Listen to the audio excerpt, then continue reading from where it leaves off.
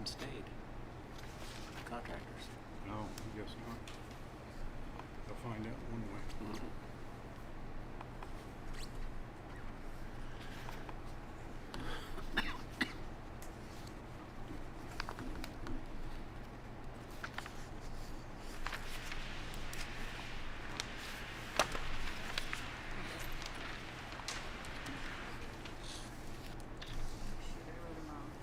Well, don't be certain. Oh. Right. And let the record reflect that John is with us now. Ken's still absent. Item number 2 is consider/determine auditorium construction manager. Clark, you want to kind of set the scene for us here? Okay, just maybe bring everybody up to date. We have interviewed 3 construction managers for our auditorium project. Each board member has kind of filled out their own scoring sheet based on those interviews, and also some fees that have been supplied to us by State Department of Administration. That's part of the construction manager at risk process. So we've had some good presentations, a few questions, and now it's time for us to determine which construction manager we will choose to extend a contract with to oversee our auditorium.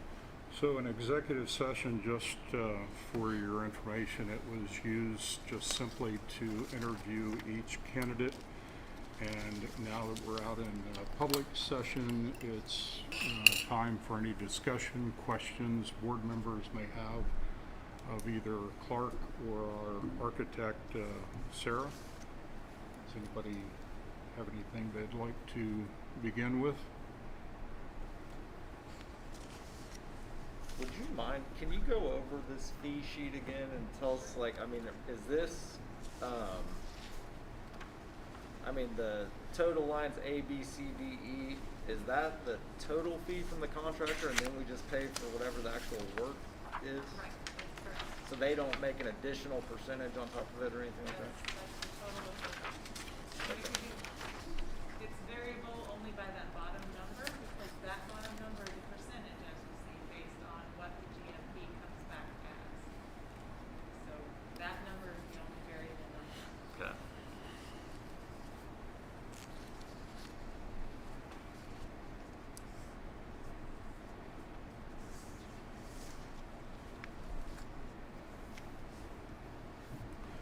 Well, I think we had, first of all, the good news, I think we have 3 very capable candidates to choose from.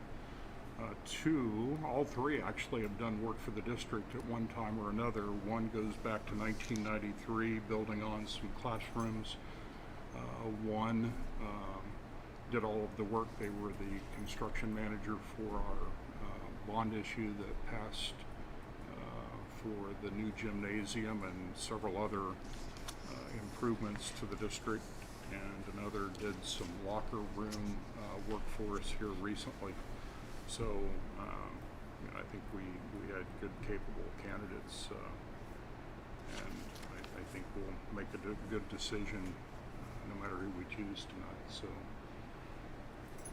unless anybody else has any other questions or comments they'd like to make, I mean, I'm open to a motion. I just have a question for Clark. Maybe I know that you weren't here in 1993, but knowing you know more in depth than we do, previous work with these other companies, anything you feel that you need to tell us about either of those that we've worked with recently? Yeah, and the one that I haven't worked with is Weems. I have received some information from other school districts that have worked with them that have all been positive. So absolutely, that's really all I know about them. Obviously, Hutton Construction is the one I have the most experience with because we did our bond with them.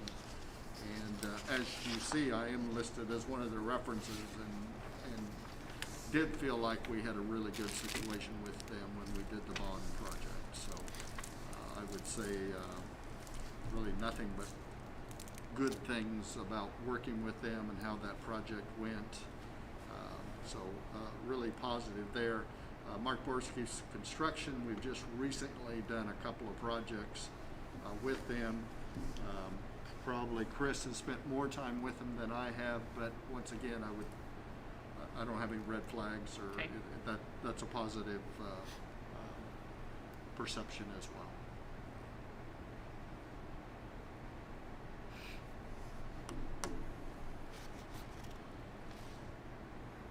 So is it unfair to ask for your recommendation or your,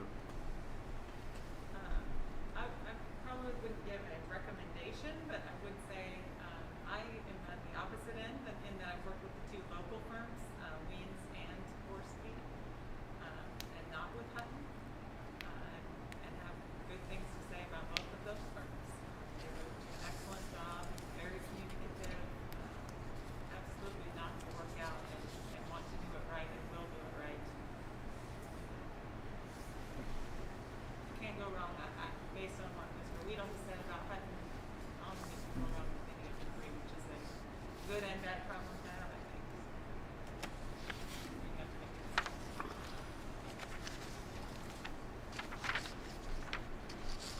Bill, would you like to make a motion? Yeah, I guess I will. On my score sheet, I had two of them have come in at a tie. And I guess to me, the tiebreaker would be the cost.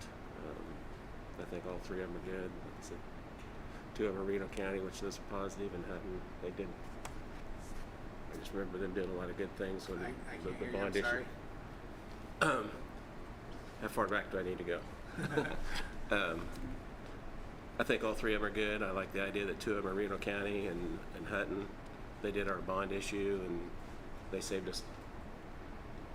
I don't know, maybe we were budgeted too high or whatever it was, but they came in way under budget on lots of things, so I think they did a really good job for us.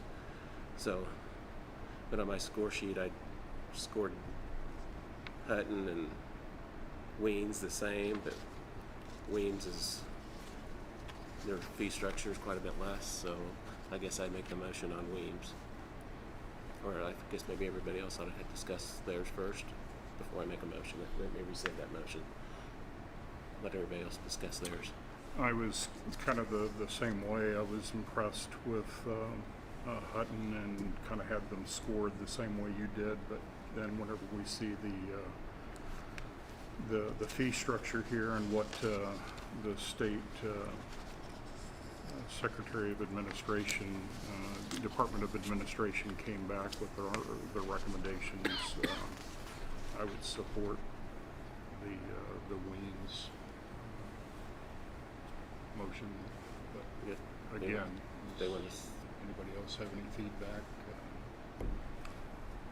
I mean, I agree with both of you guys that I thought both Weens and Hutton were both very impressive, and I'm sure both more than capable to handle a project like this. So I had them scored very close as well.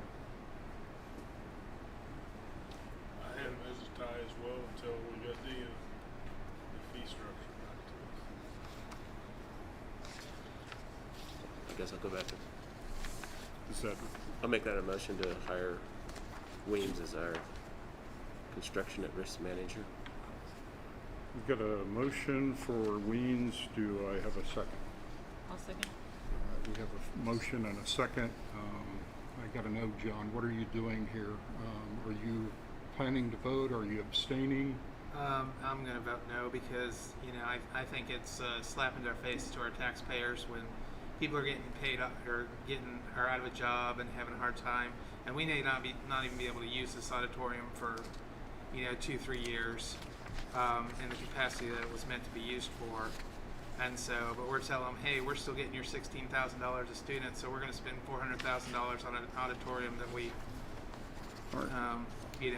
can't use for a couple years. Okay, but So- aren't we deciding it's not if we're doing this or not tonight, it's the manager? That's right. We're just So hiring a by construction you manager. not being a part of the executive committee, I don't think you really should have a say in this particular vote. No. I'm still gonna vote no.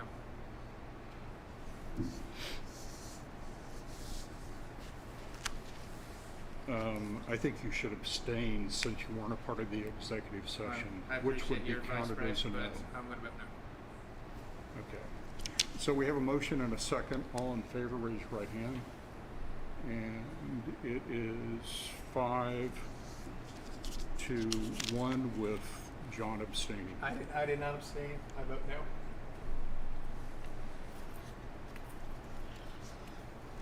Okay. I don't think that's quite proper. Why would you not be a part of the executive session where the whole purpose is to decide the manager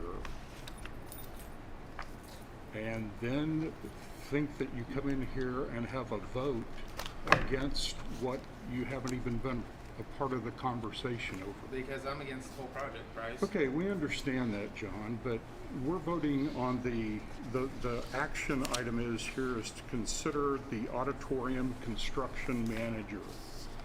So you had your chance to go in there to listen and to interview. You chose not to. I would mark him down as abstaining. Bryce, you're out of order. You don't have that authority. Oh, and you do? I have the authority to vote, yes. It's okay, because it doesn't matter, it's a no vote, Yeah, whether he abstain. abstains or says no. Okay.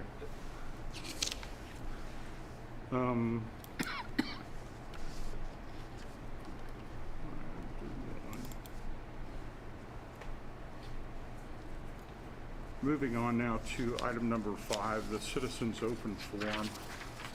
This is a chance for anybody from the public to address the board. Do we have anybody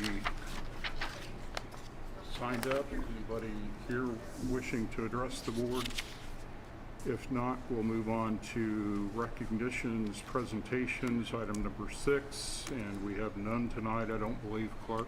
That's correct, and tonight.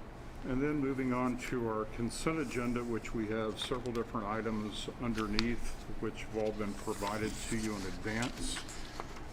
The first of which is our financial reports and warrants with Danelle. Our ending cash for January was $6,032,414.69. Our expenditures for the month, $1,210,081.44. Payroll, $394,597.36. Transfers, $247,000. Warrants for the month, $568,484.08. We had 2 checks this month over 10,000. RCEC was $142,743. That was our district payment. First Dakota Indemnity is our new work comp carrier, and that was $32,389.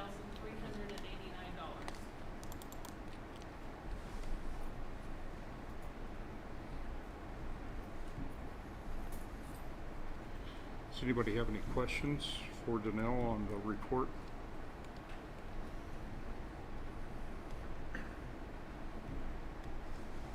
All right, the next is our principal director written reports. Some good information shared in there. Does anybody have any questions of our principals or directors? Maybe ask Dr. Moore.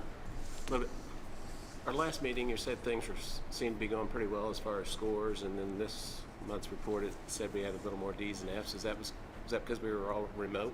Did that contribute to that, or? Saw a little bit of a dip here. Going back and comparing year to year, we're looking pretty good right there. Compared to last year, saw a little dip here at the beginning of the semester, so we don't know if that was kind of hard to compare that. And so we thought, well, it was down, so we're just making some adjustments to make sure we move back in the right direction. Taking our PLT, our personal learning time, and structuring that more right now. Doesn't mean we're gonna do it forever, but enough to give these kids a little structure, a little more directed where to go. So I guess was it the semester grades that were down then, or No, just no, or just this- as they came back? Yeah, I do it week to week, just compile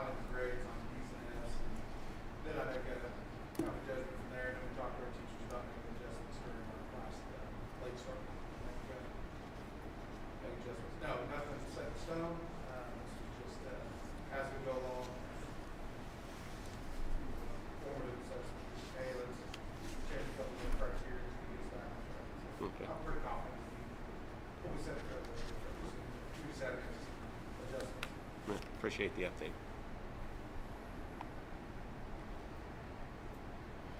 Anybody else have anything? Thank you all for the information shared. I believe we have a verbal report. Is that right, Clark, from Kara? That's right. Kara's coming forward, and Kara, our Director of Learning, is kind of our theme was academic achievement, if you noticed, and so she's got more of a district-wide report on probably the term you'll hear from us a little bit is Ames Web. And you've heard us talk about our MTSS process. Ames Web is our data analysis of that, and that's what she's going to share with you this evening. So the paper that you just got is an overall of our district as a whole. And what it does is it breaks down our kiddos from kindergarten to 11th grade. And it shows you our scores in green, yellow, and red. At the back of your packet, you're going to see a triangle. We want 80% of our kids to be in that green area. We only want the 15% in the yellow, and then you only want 5% of your kids to be in the red. So if you look at that, and in your report, I had mentioned that we've got some things to work on. So what we're doing right now is all of the buildings are focusing on their core instruction. And again, this is why we brought Tazit in to implement the MTSS process so that we can get some walkthroughs going, reflect with our teachers on what good instruction is, and we're starting to change those processes. So do you have any questions? Since we've got target percentages, is there any way we can get a copy of this with the percentages as well? I can do that. Okay, sweet. Well, and the percentage is the number in the box right now.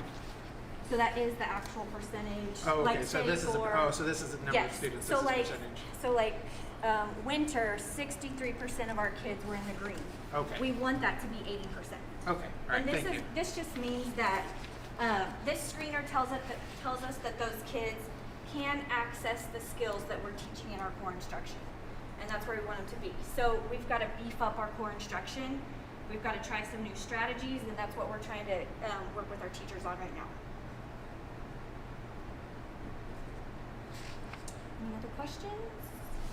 So just, we've tested twice and we'll test again in the spring. So still hope for increased improvement Yep. as we go. Thank you. Thank you.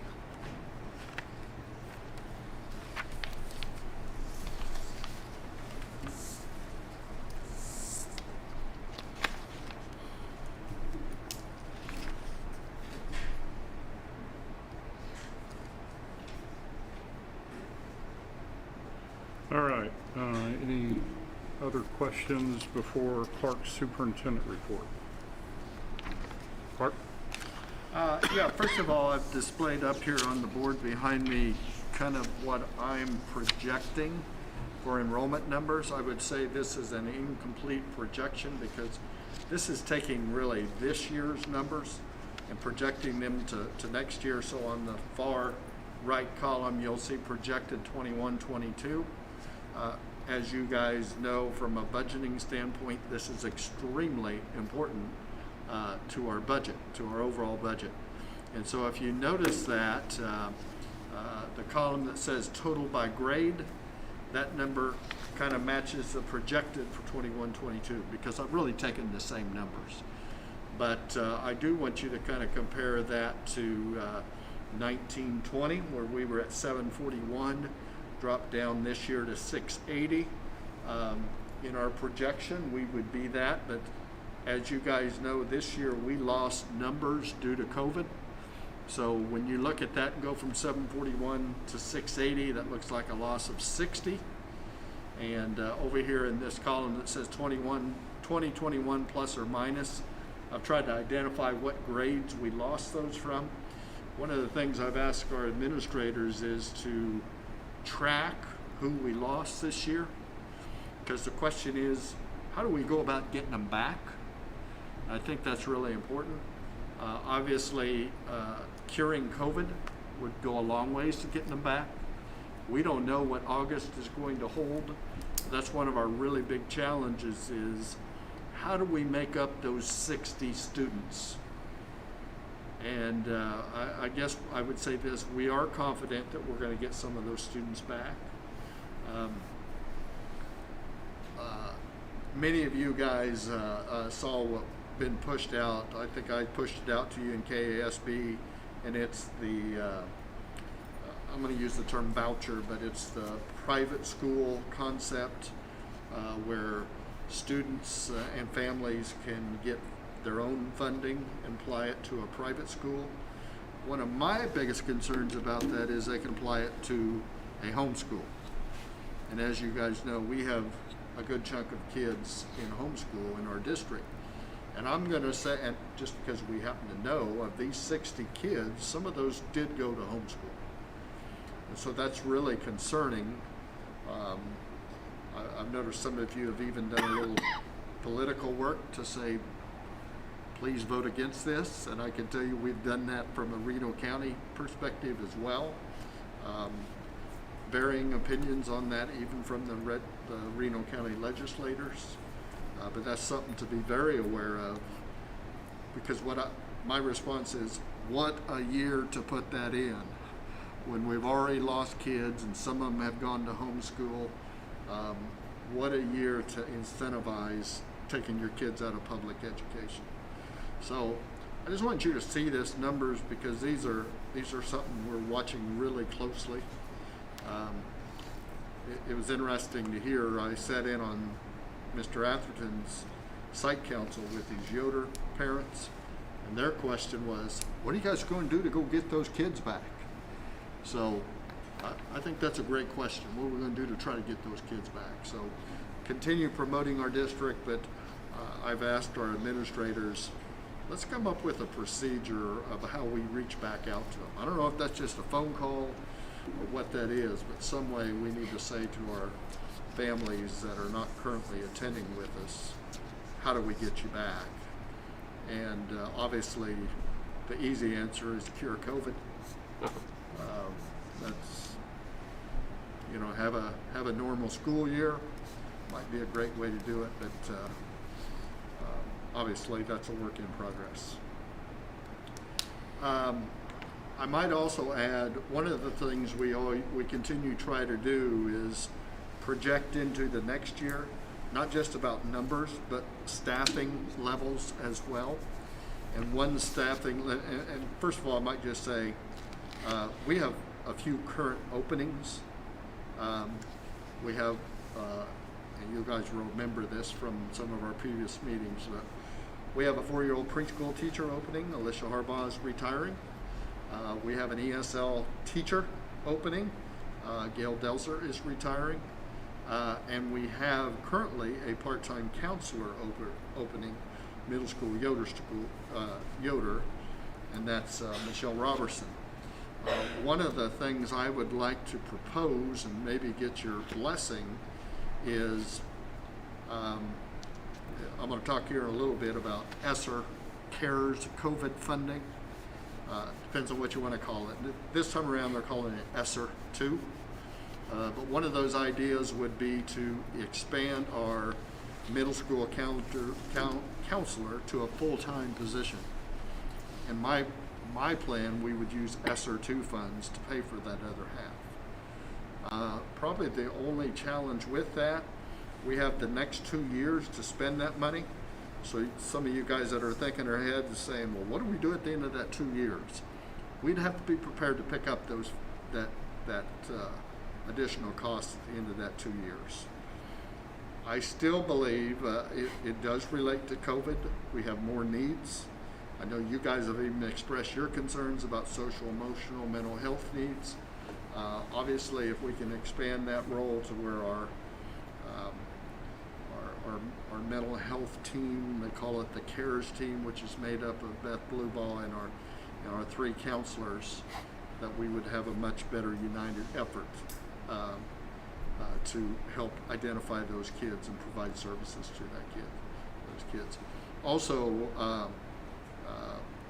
our KISA document even talks about our relationships and our social emotional support of kids. we're tracking data on that as we speak. So I really like the idea of expanding our middle school counselor into something full-time and using our ESSER money at least for 2 years to pay for it.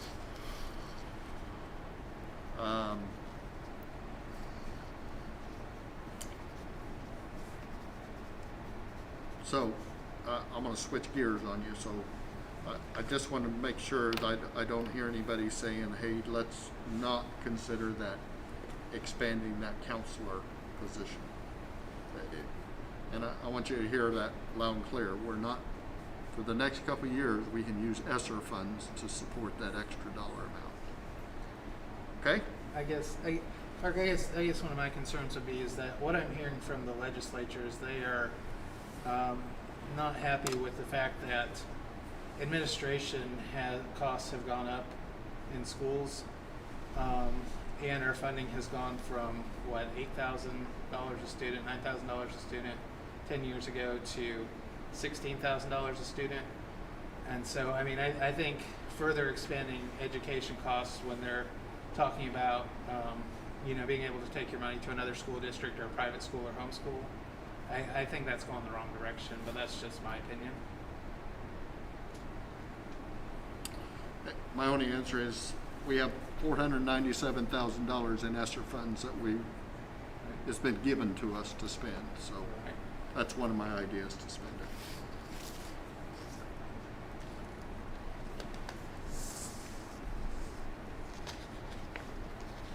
Carry on? Yes, sir.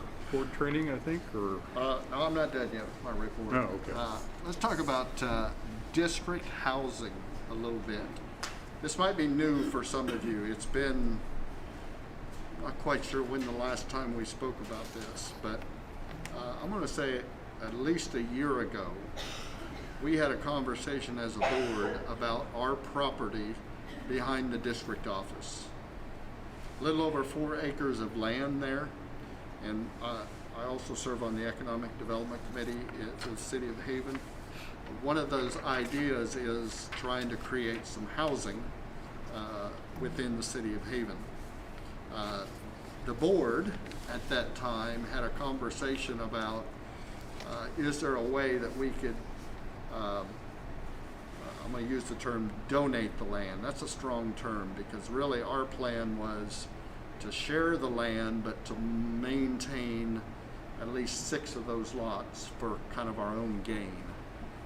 One, that we could sell those lots for a financial gain, but 2, that we could use them maybe to incentivize staff members who maybe wanted to build a house or wanted to set down roots.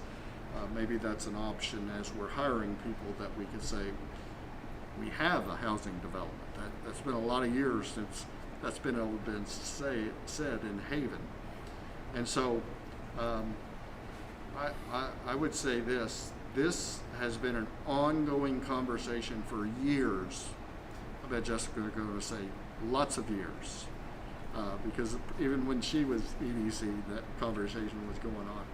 I'm going to say we're closer now than we've ever been to taking steps towards a housing development in Haven. We now have a developer that's interested and said, yes, I'll help you with it. Yes, I'll put my name to it. So I'm going to share a couple of ideas. First of all, a term, Rural Housing Incentive District, RHID, is a process in which property taxes are given up. So the school, the county, and the city would not reap the benefits of property taxes for a given amount of time. So if the housing addition would go through, people would start building houses, their property taxes would go to the project. So the infrastructure of the project, roads, utilities, drainage issues, which we have those. And so you're going to hear the term Rural Housing Incentive District, RHID. I'm not even asking you to take action on that tonight because that's going to require the city's attorney come visit with us to see if we're willing to do that. But by going through that process, we were told, well, you really have to deed over the property to the city of Haven. In other words, you can't keep those 6 lots that you wanted to keep originally. You can't break it up. It's got to be one set of land that would have to be deeded over.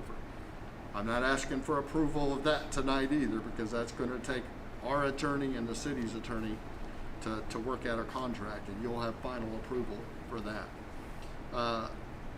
Here's the thing I want a little bit of feedback on, because I do have an EDC meeting tomorrow. And I hope I didn't speak out of turn on your behalf. What I have told the EDC committee, we're going to want something in lieu of those lots. We're not just going to donate the whole property of land. That never was our intentions. We did use the term donate the land, but we expected to keep 6 lots, and now they're saying you can't keep 6 lots. Been a little bit of discussion about what the value of those lots are. I've heard anywhere from $6,000 to $10,000 a lot. So I would like for us to come up with a consensus as to what I can tell the EDC that we would be willing to take in lieu of those lots. One, because as they, the city then will go, they've already met with a bonding company to see about getting some funds to start to put towards the infrastructure work. So whatever those funds are may have to include our dollar amount as well. I'll just say this, the people in our group said, well, you know, Mr. Weedle, you guys are going to get some benefit out of it sooner or later if you have people living in housing, and you know, the potential is at some point in time those property taxes are going to come back to the school district. Certainly could be more kids, could be kids living in those houses. I get all that. But I still believe we need to suggest to the EDC committee that we would like a certain dollar amount up front for those lots. If I had to make a suggestion, I would go in, I would probably suggest $50,000. Total. Total. Some of you guys might say, well, what would we do with that $50,000? My idea is to renovate our back parking lot, because as this project goes through, if you haven't seen the drawings, our buses would then be entering from the back side of our property, like the new housing development. They'd come in that way. And so it's going to take a little different layout for our buses to enter in there. And so one of my thoughts is if we're going to have a housing development, one, we want it to look a little nicer than it does now, but maybe we can get a more organized parking structure set up for what we have back there. What questions can I answer? Do we have any estimates on what that would actually cost? Would $50,000 cover it? No, it won't cover it. I've just asked Chris to ask Ren a little bit. It's going to be double that or triple that. So it depends on whether we try to put asphalt in there or concrete in there, and how much we would do. And we've just barely bridged that gap in there. But I think we're limited as to what we can go ask for. We're really not selling the property in its entirety. And I would say this, probably to create a housing development, there needs to be some sacrifices made. And some of that, I guess I'm suggesting be on the part of the school district. And how is housing in Haven? Because I don't know, like, I know our enrollment's been steadily declining. Is that just because we're getting older people here, or do we have vacancies? I mean, I'll just give you my opinion, and it is an educated opinion, because I talk to our employees, and that's really who I'm speaking on behalf of here. We have a lot of employees that don't choose to live in our community, that choose to live either in the Wichita area or the Hutch area, because they don't see us having the type of housing they would like to have in our community. There are some houses for sale, I think. A few? 2 maybe? Okay, not very many. But I think our resident realtor would say it's time for some nicer homes to be available in our community. So have they made a commitment to do 12 lots with single-family residents on them, or is there anything that's keeping them from developing it some other way, or? We will have a contract that will say it will be used for housing that we will have to agree to. And we won't agree to it unless it says that, in my opinion. So the contract, and I've talked to our attorney and even talked to the city's attorney, and they both said, oh, absolutely, it's got to be a signed agreement that it's a housing development. And if it's not, it reverts back to us.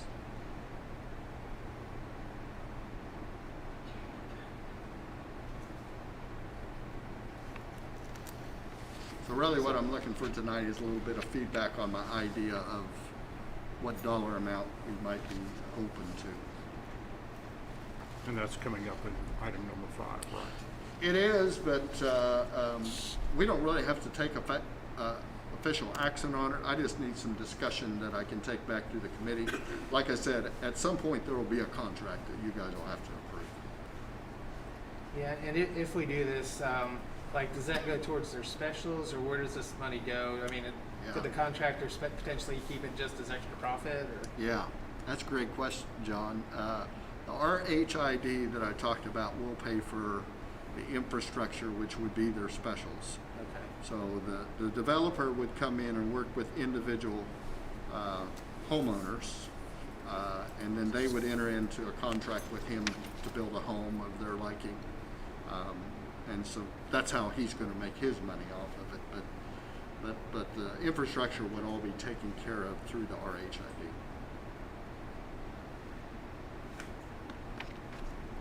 Well, I like your suggestion of the amount, because as much as I'd say I'd like to ask for $10,000 a lot,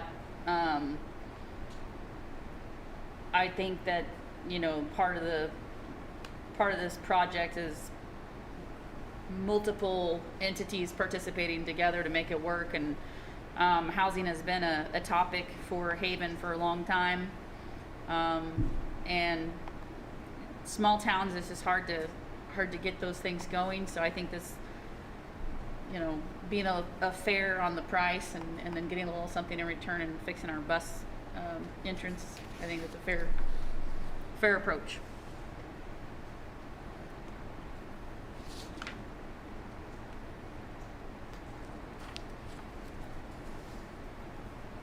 Anybody else? I'd agree, I guess. I like the idea myself. I mean, I'm gonna lean with her. I don't know what the market value is around here, but you gotta get something started for whatever. I know in the past the concern has been that we wouldn't be able to renovate them. I mean, to find people to buy them. Is that right? Or what's been the concern in the past? I think I remember you saying that, but I may be putting words in your mouth. Yeah, I think there are varying opinions on that. I think there's a lot of people that would believe the market is ripe right now for new homes. From what the term would be moderate income homes. EDC would also be writing a grant that would provide new homeowners. They would get part of that grant as well, like up to $20,000 or $25,000 towards the purchase of a home. So it starts to add up. No specials, a grant to build the house, so it starts to make sense and gets the price pretty affordable for someone to build a new home. I think anything that we receive short term is going to be far outweighed with our long-term benefits with developed land that we're not getting any use out of right now. So I'm going to be all in favor for it, and I think that's a fair price. So. And he brings up long term.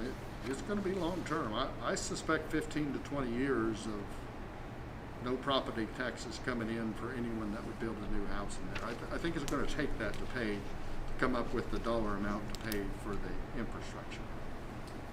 And are we able to say that, hey, these have to be purchased by somebody that's going to live there, not like somebody buying them all up and then using them to rent them out, or do we have any control over that? Because I know that's what, just from an insurance side, I know that's what I'm seeing in the market, is that anything goes for sale at a reasonable price. You know, the people that have a lot of rentals are buying them up. Which Yeah, is, I'm pretty sure that the moderate income housing grant put some stipulations on it in order to get the grant money.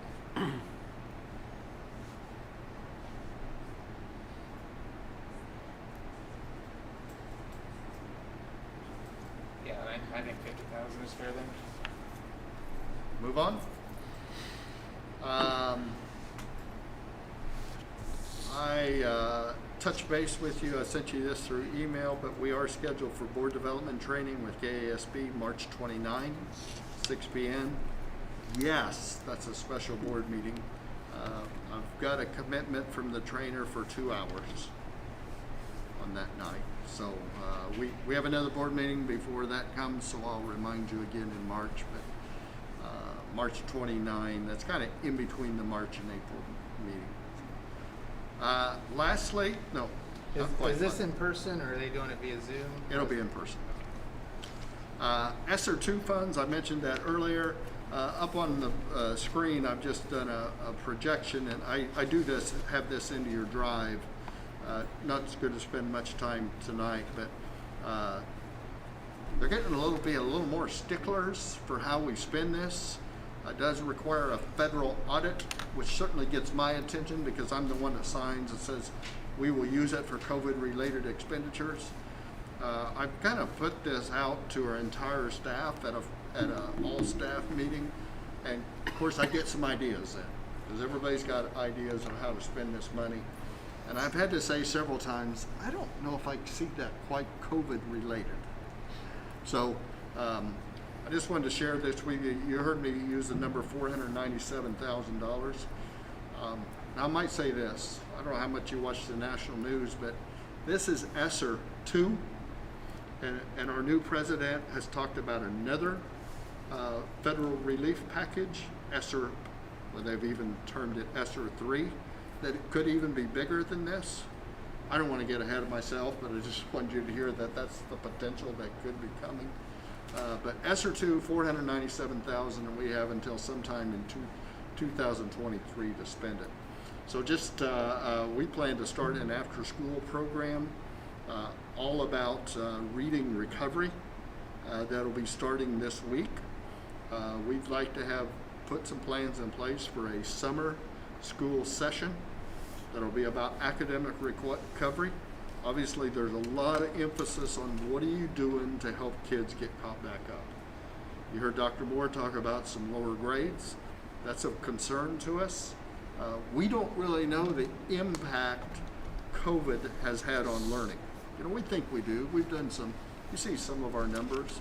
I have to admit, I'm just a little concerned. We're going to take state assessments here this spring for the first time in 2 years. What are those scores going to look like? Don't know quite for sure.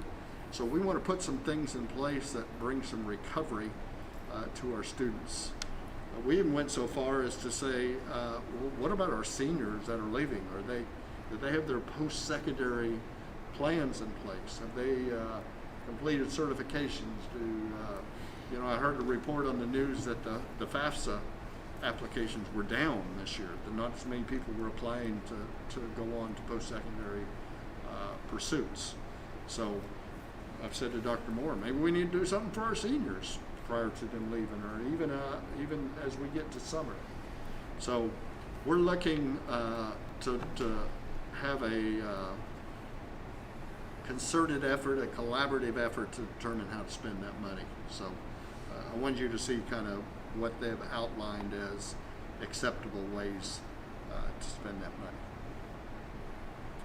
And lastly, one of our board goals is always teacher recruitment. I just wanted to report to you that Here in a couple of weeks, Mr. Atherton and I will take care.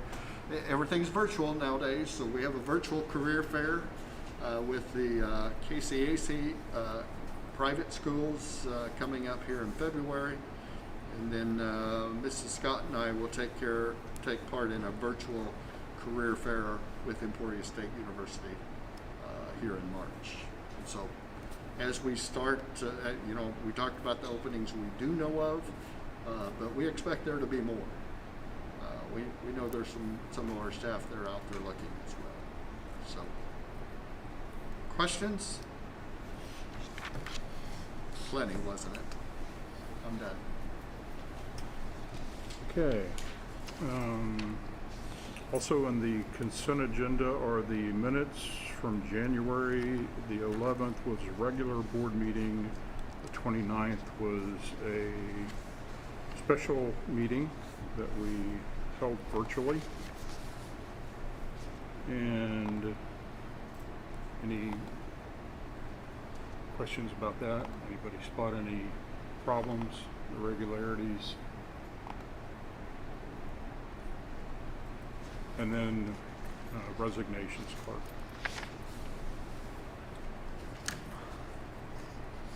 Sorry, I'm looking to see if Ken had told me to set him up a Zoom, and so I keep looking for him. And Oh, I see. I haven't seen him yet. So you're asking about resignations? Yes, sir.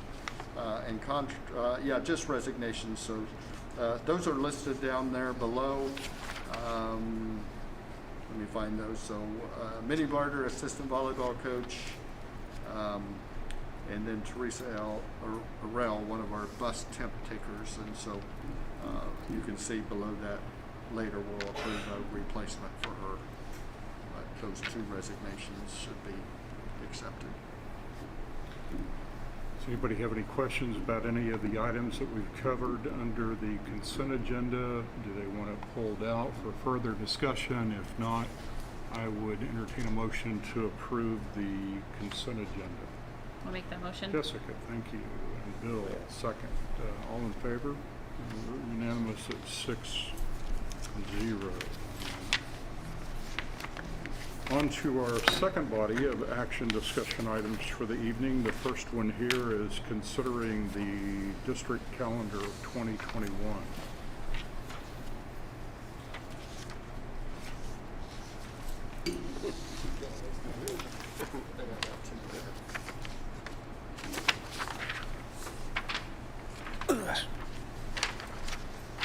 We have two district calendar options that are in your drive. I wanted to share with you the voting on that and what questions were asked. So each year we typically create a calendar committee made up of somebody from each building. We involve our athletic director because he knows how the activities apply to it. We involve our director of learning because she knows from the PD standpoint. So I wanted to share with you how the votes came out. So it is our recommendation to go with option B. I might share, the question always comes up about late starts.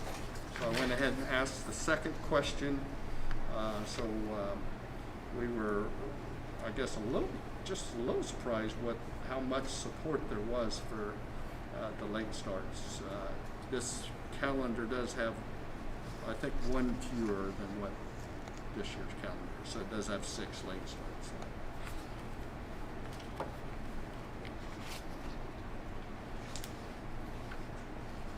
So the recommendation is calendar B. Okay. Any questions, comments? If none, I would entertain a motion to approve option number B as, I guess, recommended by the committee and voted on. I'll make that motion. Bill? Second. Dustin's got a second. All in favor?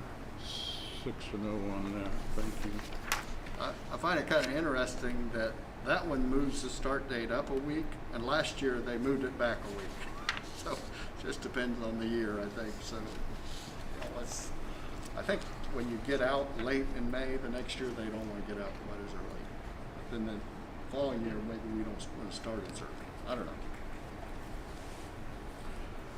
Item number 2, Board of Education policy updates. We had the first reading last month, and this would be the adoption part of it. Is that right? That is correct. So I shared this document with you last time. There really isn't too many of them in there. I spent just a little bit of time on it last time. Did anybody come up with any questions or concerns? Most of it's just taking one out and making a few changes to it and put it in the back in. Not, we'd be open to adopt that, the changes. It seemed to me like there were just minor changes of words that really didn't affect the policy too much, pronouns. I would entertain a motion to adopt the policy updates that we read last month in January. I'll make that motion. Jessica? I'll second it. Bill, thank you. All in favor? Raise right hand, 6-0 on that. We are up to one of 2 executive sessions that we're going to have back-to-back, and we will come back in between before starting the second one. But the third one, Clark, is for negotiations. That's correct. Okay. So I would move that the board recess to executive session to discuss issues related to the teacher's contract under the exception of employee-employer negotiations under KOMA. The open meeting shall resume. It's 8:22. How long would you need? About 15 minutes. 15 minutes. That would be 8:37, and it's to include the board and Clark. You have that motion. A second by Jessica. All in favor? 6-0. Who made the motion? He did. Jessica. He made the I made the motion, I motion. seconded. She seconded. I'm sorry.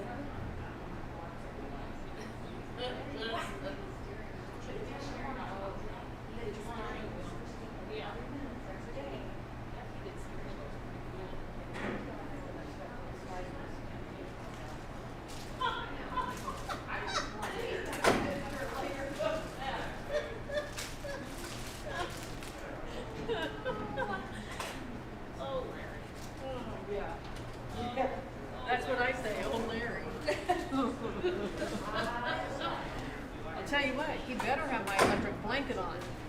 You better have one. My electric blanket on. Oh, tonight, yeah. Yeah.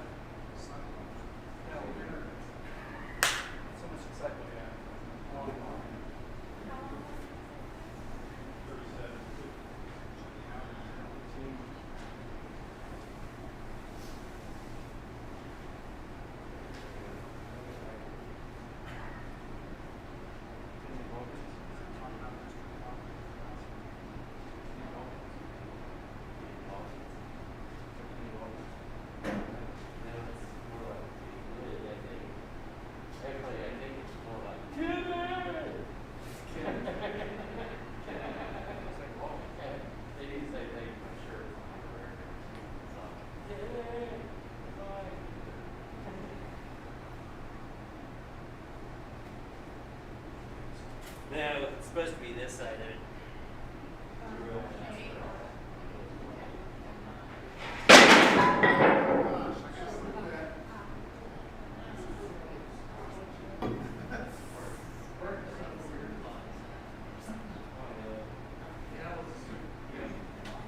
Yeah, I can't send it off.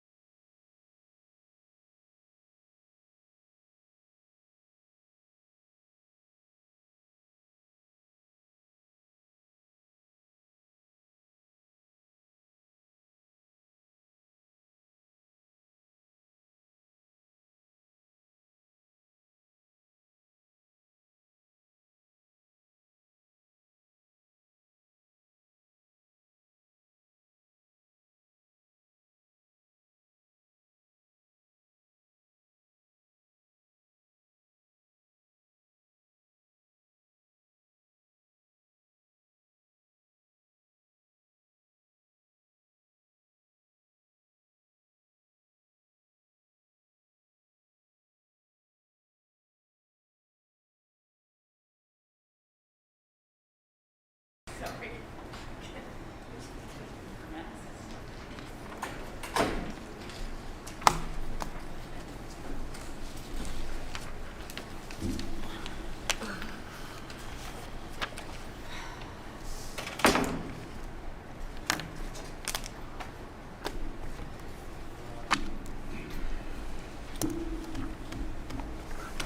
Any luck with Ken? I don't think so. He was driving, so maybe it didn't work. All right, we're back in public session and moving on to item number 5, district property for housing. This sounds really familiar. Yeah, and we're not gonna need that because I got the feedback I needed. Okay. And we don't have to take So official we're action. good on that. And so we expect our city attorney at some point, I think you said, to present to us. That is correct. All right. Yeah, I'd be interested in talking to the developer too. I don't know if that's a possibility, but The developer? just kind of see what their vision is. I don't know if it's necessary now, but I'd be interested if they'd be willing to talk to us. Item number 6, consideration of capital improvement project, Yoder Charter School. Art? Yeah, ongoing discussion we've had, and so I wanted to pull this document back up, and I'm going to have you look at this middle section, the blue ones. Start with renovate the exterior of Yoder Charter School. We'd originally budgeted about $60,000 for that, and I'm giving you a history lesson. We've already approved sheet metal guttering for $17,000, concrete work for $10,809, and windows for $7,250. We've also got a bid now to do some painting and spruce some things up, and so that would be one action that I'm asking for you to take tonight, is for this Fred Meyer to come and do painting. That's around a bunch of windows, and really anywhere there's, obviously if there's raw wood showing that's not going to get covered by one of these other projects, we'll get it painted. So it does give a nice, much nicer appearance to the outside of the building. So in adding, going ahead and adding that painting in there, that gets us $37,049. Keep that in mind, because I'm going to cover something else here in just a little bit.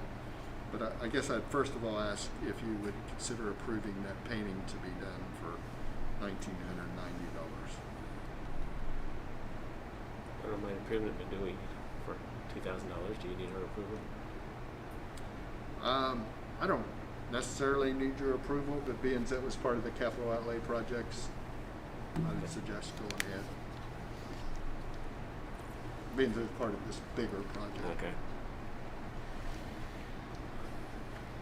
So you want us to take that up separately then? Of what Yeah, if you would approve the painting. I'll make the motion. Okay, and that's for the painting as Clark described it. We have a Second. second from Dustin. All in favor, raise your right hand. We're 6-0 on that.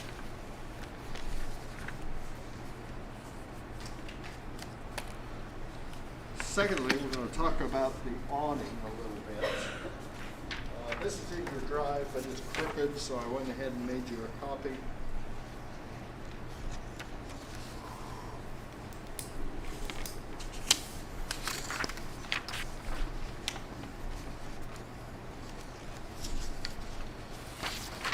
One of our hopes was to kind of give that building a facelift, to make the front facade look much nicer.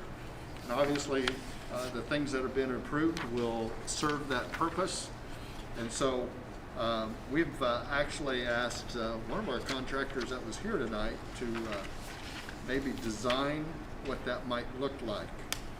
So 2 items here, and really what we're talking about is the front awning on the building. And so the overhang over the entrance area there. So this front page has a maroon canopy. That's already been approved. So the front page, all that we would be adding is the brick work around each of the posts. So you can see there's 5 posts out front there. Right now they're just a little round maroon colored posts. So this would add brick work to the post. Much less expensive, would probably still fit within that 60,000 budget amount. Option number 2 is the second page, and as you can see, that puts a whole new canopy awning. The old one gets torn off, a new one gets built. A little different color scheme, still has the brick around the post. Certainly is going to put us over budget because we think we've got an estimate of $50,000 or $60,000 to do this. And as you can see, we've already spent $37,000. So that's going to be a considerable amount of money. Looks real nice, though. So I guess I'm looking for a little feedback. We're not taking any official action because we don't have a bid to share with you. You're saying it's 50 or 60, but then how much is option A? The first one, Chris, if we just did the post, was Just knew it was gonna be less than 20,000. less than 20,000. So you're looking at an extra 40 grand ish to There you have go. that. Yeah. I like option A. I mean, I think option B looks nice and it kind of looks more like the Haven schools and ties it together a little bit, but I don't know that it's worth $40,000 to do that. So the first one leaves the existing awning on there and just kind of spruces up the posts. I mean, was that the only benefit? Was it aesthetic, or was there any other reasons to do it? Yeah, I think so. It's sound. I mean, it doesn't leak water. So the awning is serving its purpose. We just wanted to make it look a little nicer. And is it going to need to be replaced anytime soon that we know of, or is it? I don't know what the lifespan on those things are. It's hard to hear Oh, sorry. I don't know what the lifespan on those things are. Is it going to need to be replaced anytime soon, or? I don't believe so.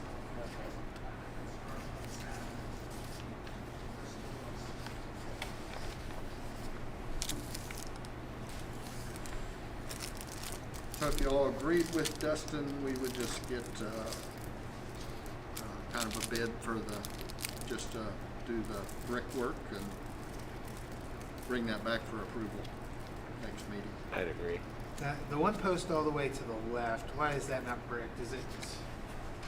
That one on the left is actually sits up against the building, does it not? Is that a poster or downspout? Oh, maybe it's a Yeah. downspout. Oh, yeah, that's a downspout. What we got right now. Oh, okay. So the other option, we got, they would be raising it up, actually, they have to drain onto the bank, and there would be any roof slopes on it, and it wouldn't have to be guttering down the wall. I mean, what do you think? I think guttering out front is an interesting choice, but I drive by it at 35 miles an hour, so I don't ever really look at it too much. You see on the option B that they've got those posts, spaced out. And on the first one, apparently that's where the poles are right now, and they're not spaced. That's right. Is They're there not- any way they could move, that one post to make it more, Yes, without we could ask causing him. a You let lot me know, of... can we move the posts to make the spacing look more even? I could ask that. Or, It for a doesn't seem price. like a big deal, and I don't know why they had them so close there together anyway, if I'm they... just So, wondering if it's there for, there's 2x6 or 10 in those areas trying to support it. I'm guessing for a reason. But nobody's really, we haven't really toured into a lot of side actually seeing what we have on the next building. or at least put in a fake one to balance it out or something.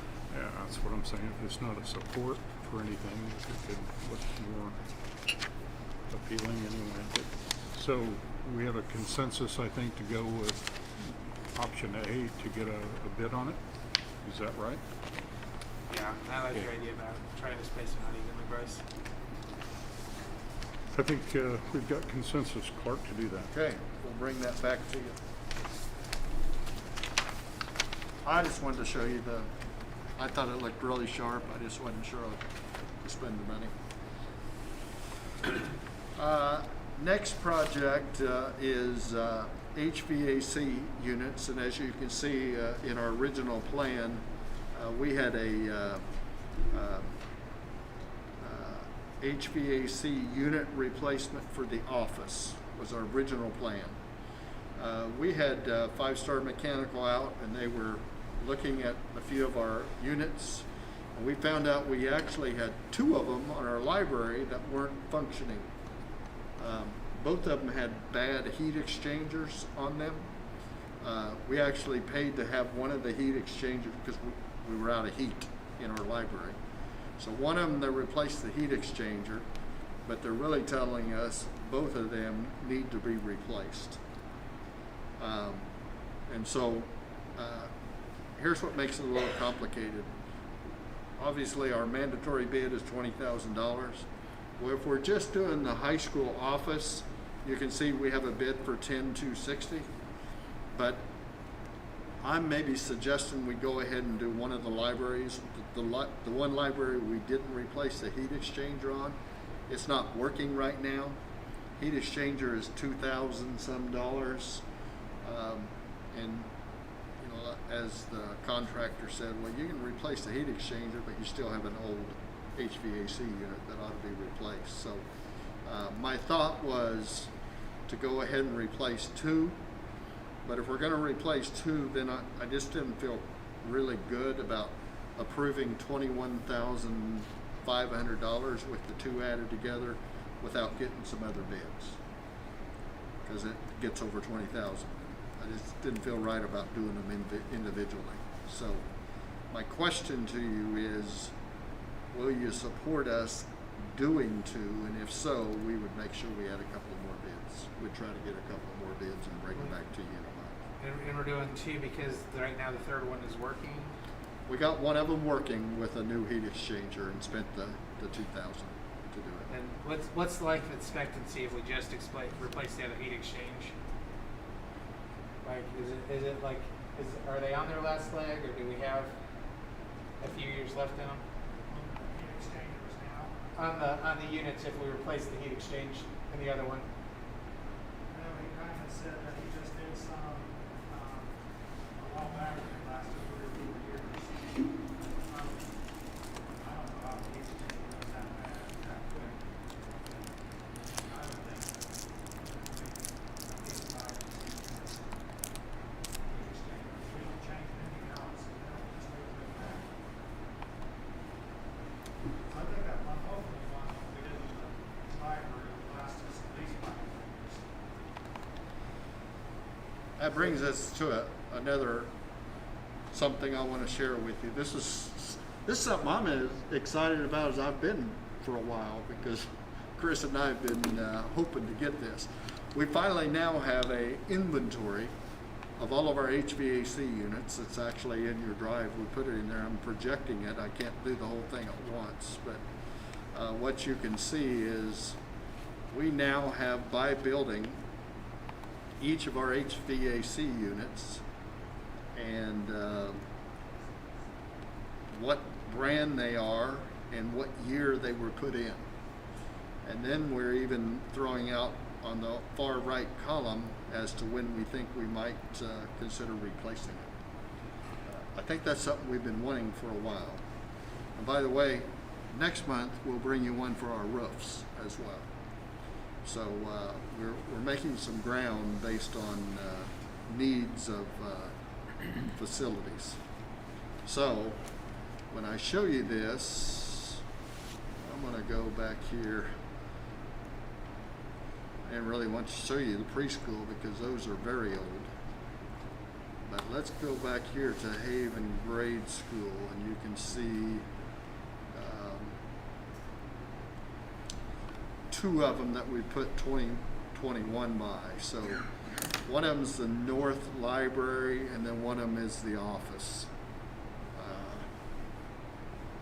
The right-hand column where we have the 2021. So I guess I'm requesting that you give us permission to go ahead and bid both of those. But you're right, we'll have one in the library that won't get replaced because we did change a heat exchanger, and we're hoping to get a few more years out of it. But going new, it's probably going to be more efficient though, isn't it? Yes. As you can see, the office one is 1994 and the library one is 2000. We have older things in the district too. Well, and do they have an option of putting a bigger unit in there to replace both the other units, or? Because I'd be interested to see if that would be any savings too. You know, if it's maybe 23,000 instead of 21 or something like that. I don't know. And I don't think that's possible with the ductwork we have. The holes already cut up there, so we're gonna have to cover it and have another company out there. So I just think it'd be a lot bigger expense. They did say, you know, if we do 2 or if we do 3, we're gonna save on crane costs, which is also, you know, drop the price by $1,000 off of 21 because they only need the crane costs at one time.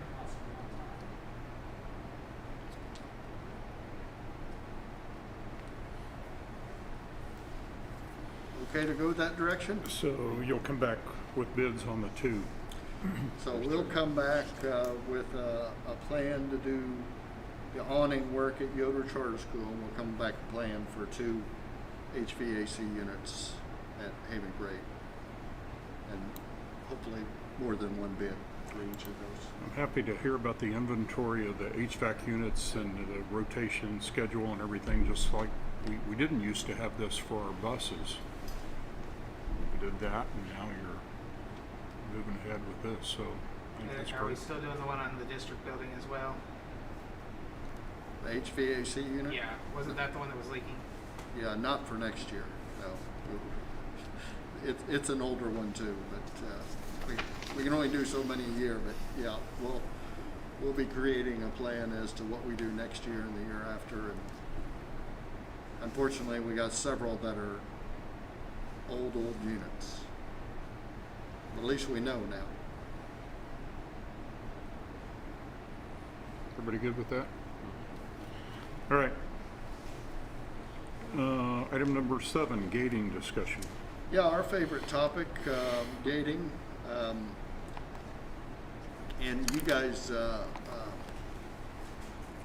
get some of the emails that I get, and one thing that's very clear is people don't agree on this. But I wanted to bring up a topic to you. Obviously, we're back in school, in middle school and high school, with all kids. That's, I'd say for the most part, been well received. It's been a positive thing. I just might tell you, we do go through a gating procedure, but thus far that seems to be holding steady with the Reno County numbers continuing to go down. Really the concept I want to visit with you about, and we said we would, we have 2 elementary schools that are in what we consider micro cohorts. And so Yoder Charter School is using Journey for those to allow us to make much smaller classrooms. Haven Grade is using the Baptist Church to do something similar. And you guys might get some of these emails, but what we're finding is we really have a difference of opinion as to when we should move back out of those 2 formats. I would say, I'll ask the principals to correct me if I say this wrong. I'm going to say the majority of the folks at Haven Grade School are interested in moving back. I'm going to say the majority at Yoder Charter School are not interested in moving back. They're pretty content where they're at. This is parents or teachers? Mostly teachers. I'd say principals, do you hear much from staff, parents? I'd say our parents are just happy they're in the school. The only parents that I've heard anything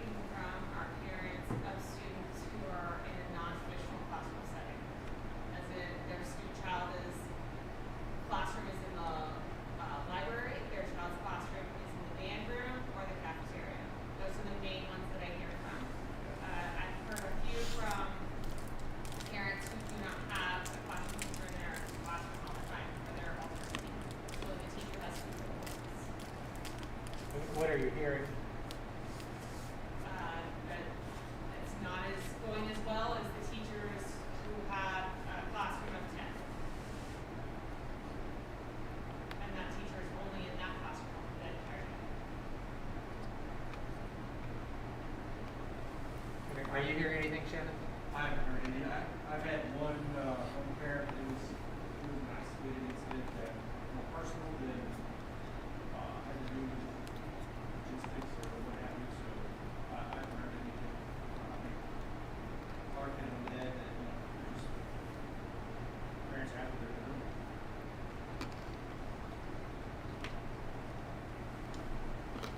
So we'd love to hear a little feedback.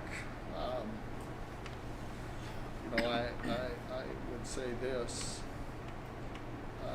We had quite a discussion at our last Friday morning gating meeting, is can it be different? And then the question came up, well, why? And I think you got some of that in your billing report today Yes. about why is it different? It's interesting. There's a term in education, well, we ought to do what's best for kids. There's a difference of opinion on what's best for kids, and we've just heard about it because we've had some at the Haven grade that said, well, we think this is what's best for kids to come back. Go to charter school, we think this is what's best for kids to not come back. I'd say there are some differences in that the facility at Journey is outstanding. The size of it, the spacing we get is really good. They have a playground, they have a lunch area, they have a PE area. It's really, man, we couldn't have asked for a better place to move some kids to. Not quite as good at the Baptist Church. Just don't have those facilities. I guess they can walk across the street to a playground, but really don't have a PE area. It's just smaller facility. So,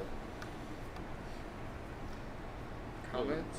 Well, according to where we currently are in our gating criteria, we can be back in class, right? Correct. I guess my opinion is I think you guys should make the decision.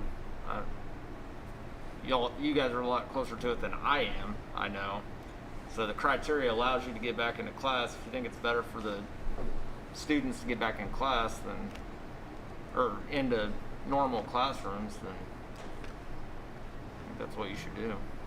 But Okay. like I said, I think you guys are a lot closer to it than me, so I don't really feel like I should tell you one way or the other. The criteria allows you to do it, so. As far as being different, we moved them into cohorts at different times, didn't we? So, I mean, I don't see Correct. that being a problem. If one of them wants to stay in cohorts and the other one wants to go back, that's be okay with me.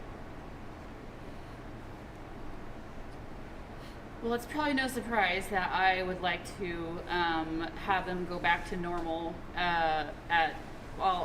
I think if Yoder wants to stay like they are and they have a plan, I don't know that we have the staff to move everybody back on the same day. I mean, I feel like that'd be a lot of moving. I don't think we moved to those locations on the same day. I would think there would be logistical challenges with that. And I've heard from parents and teachers as well. At least at Haven Grade School, I don't hear much from the Yoder community, but I don't see why we can't go ahead and just have Haven Grade School move back to as normal as humanly possible, and Yoder can go back. I think maybe there was a proposed March date or something. I feel like I saw somewhere. I think that there's a lot of kids struggling. I hear from parents who complain about it. I know they're glad that their kids are in school, but they're also, I have my own kid in 5th grade who has never had an F or a D, has consistently had bad grades this year, F's and D's, always been an A kind of kid. Could be the year, could be just harder subject, but I know there are more concerns with behaviors, even with my own kid, and mental and emotional stress for a lot of them.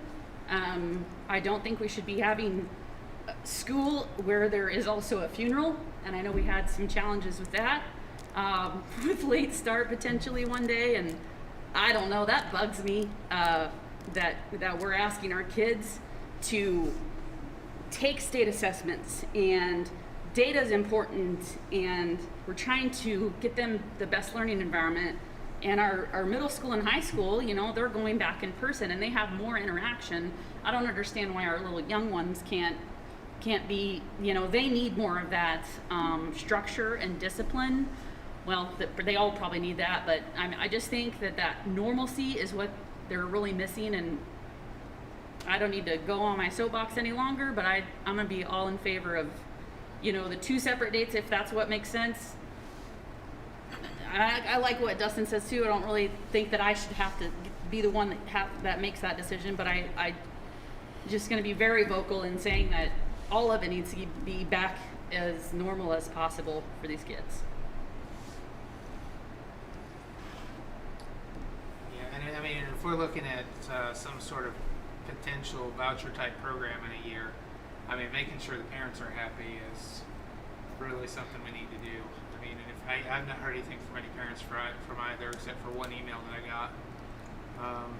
But I mean, we need to look at what the parents want, and you know, is in person, or you know, is putting them all back together. I will say that my son was extremely disappointed today when school was canceled, and I've never seen that out of my son before.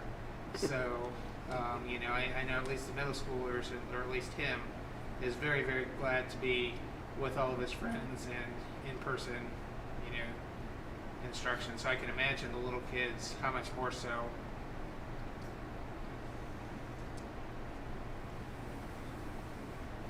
Okay. Sounds like I've heard some feedback.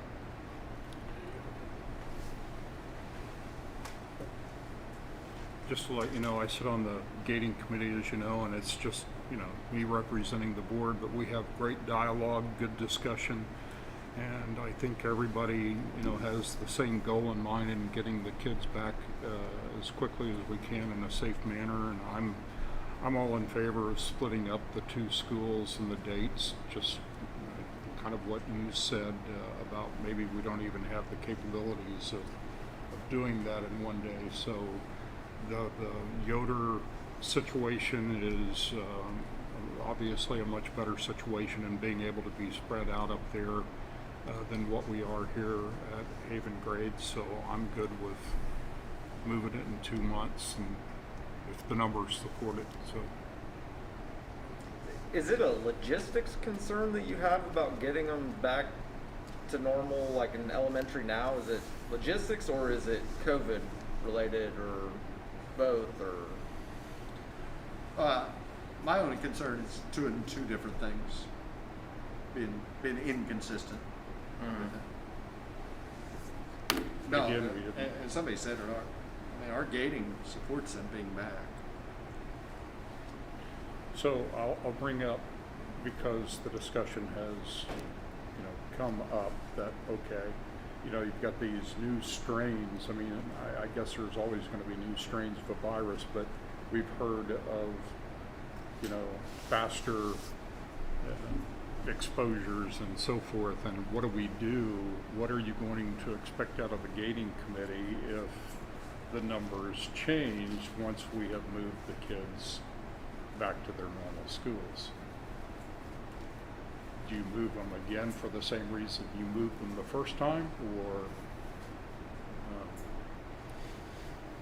maybe asking for trouble just asking that and hope that that doesn't happen?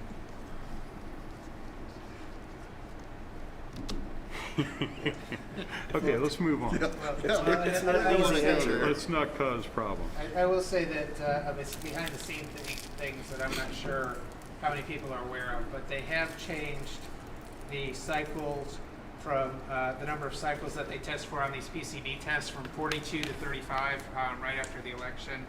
And so we will be getting a lot less false positives, and so there are going to be a lot less people testing positive for COVID because, and I think I brought this up a couple months ago, that we were doing 42 and anything over 38, they were saying, you know, is going to produce a mass number of false positives. And now that we're under 35 or down to 35, we're seeing a lot less people test positive.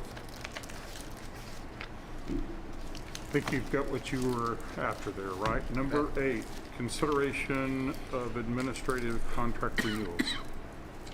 Yeah, once again, listed below there are administrative renewals, and so that's all of our principals and Director of Learning, Kara. So I'm recommending all of them be renewed for a contract for next year. If you would consider that.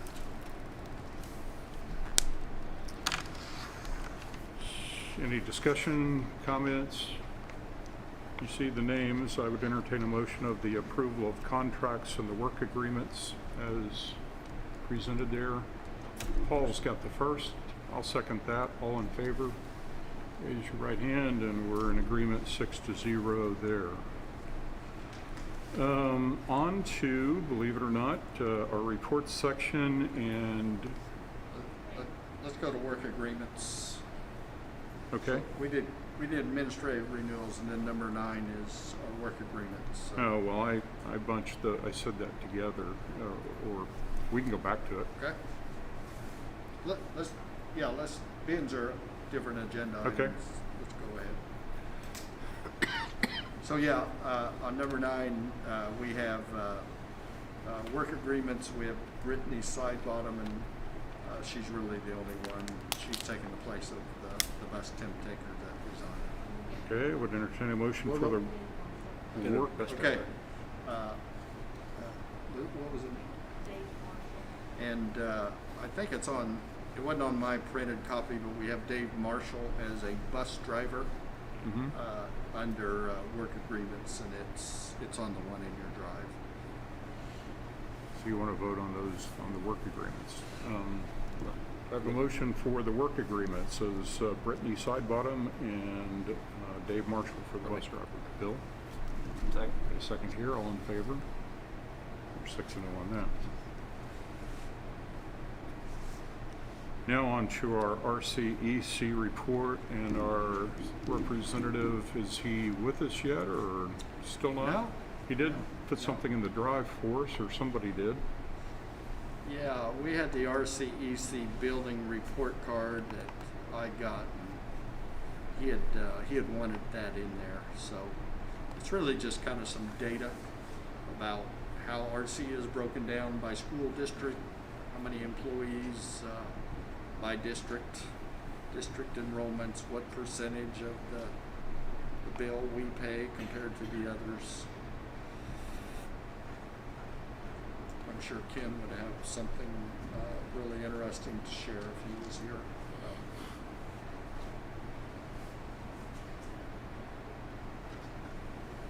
I'd say that it's really all from that report.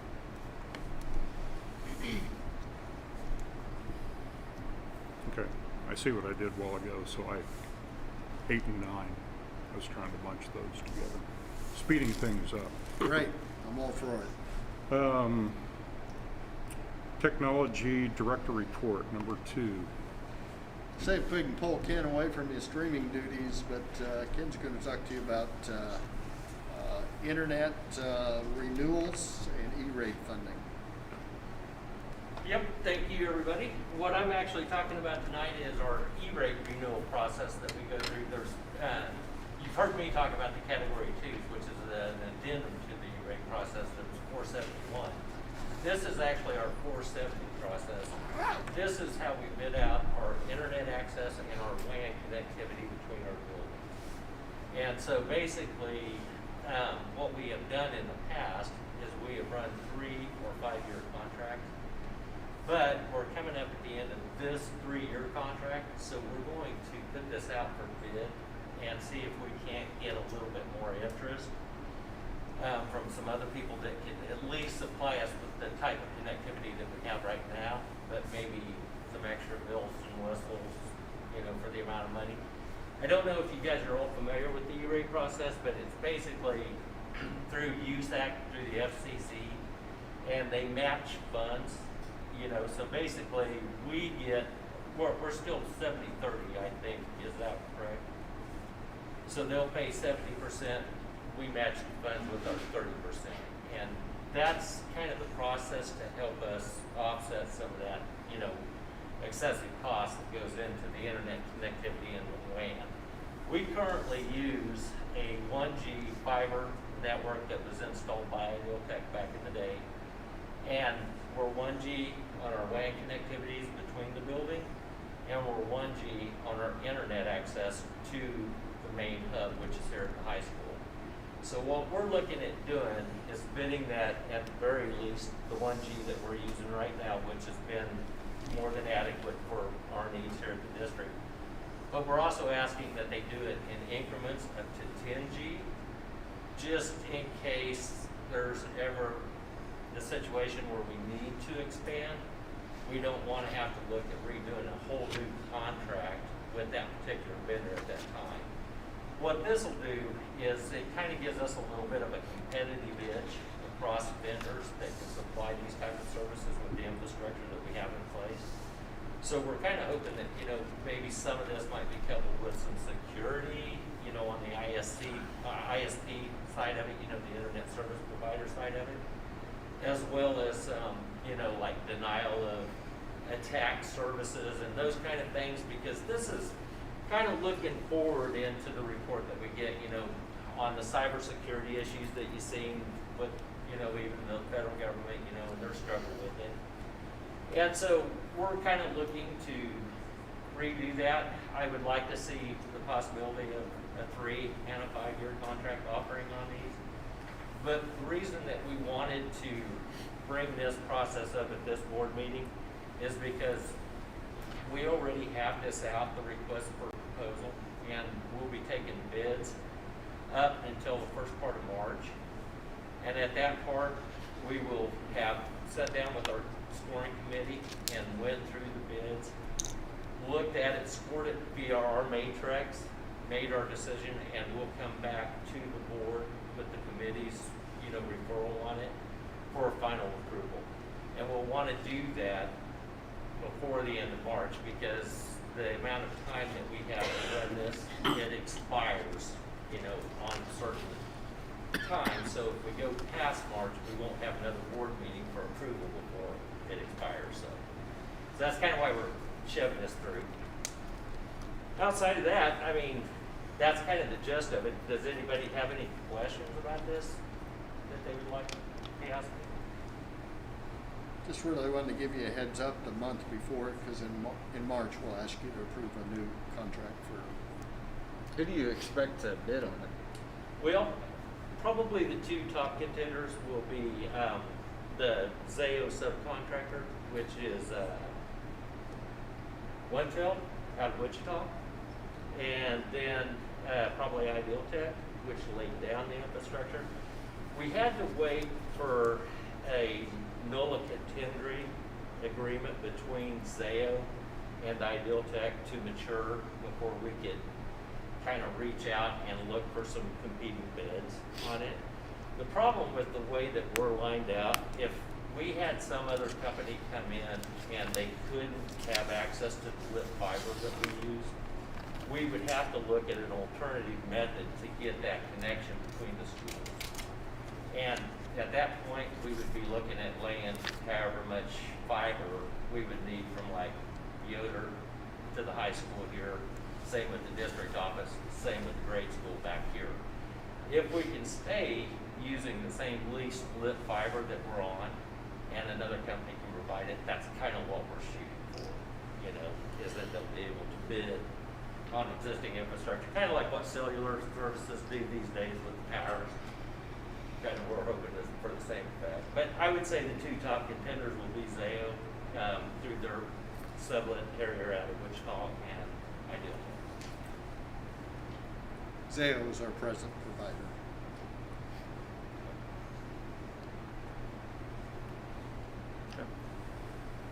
But, Good deal. Thanks, Ken. all right, well, I'll get out of your hair. Thank you guys for listening. Thank you. Thank you.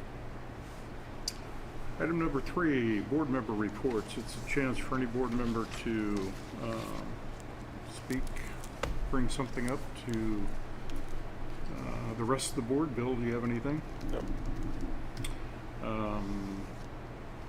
I just have the, I don't know if you guys get the weekly wrap-ups from KASB, but they talk about legislation and where it's progressing, both the expanding tax credits for the Senate and the House bills made it out of committees last week, and now so instead of just writing to those committee members, you can talk to any legislator that you would like to about your feelings on public tax dollars supporting private education. So their Senate Bill 61 and House Bill 2068.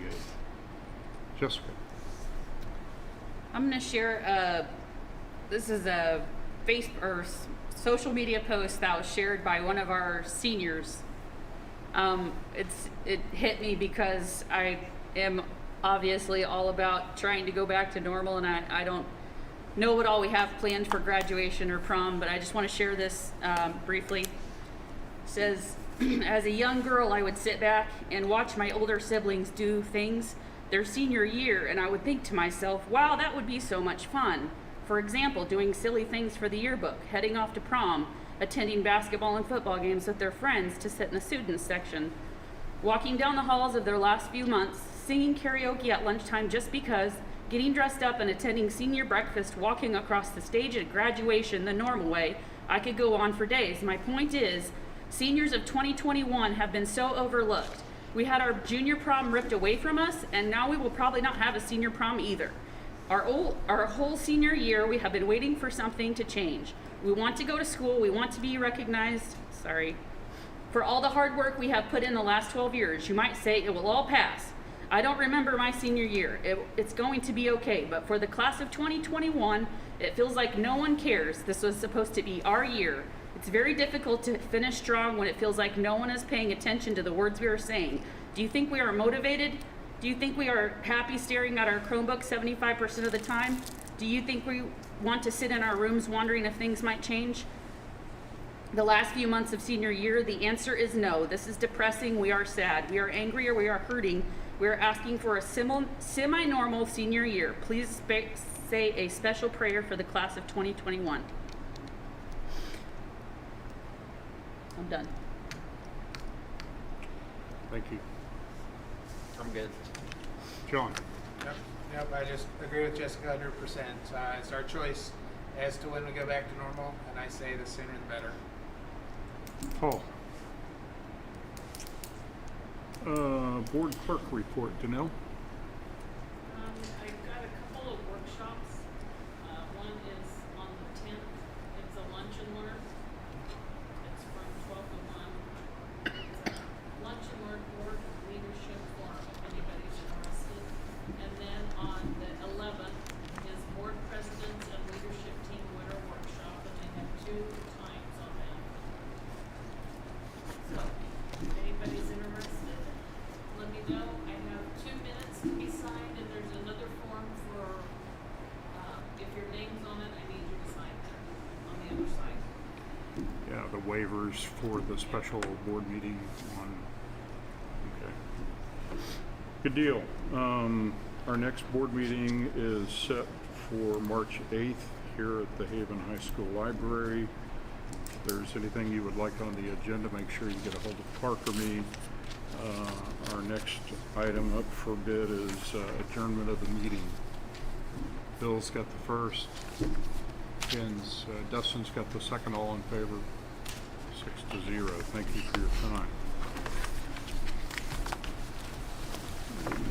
Asley.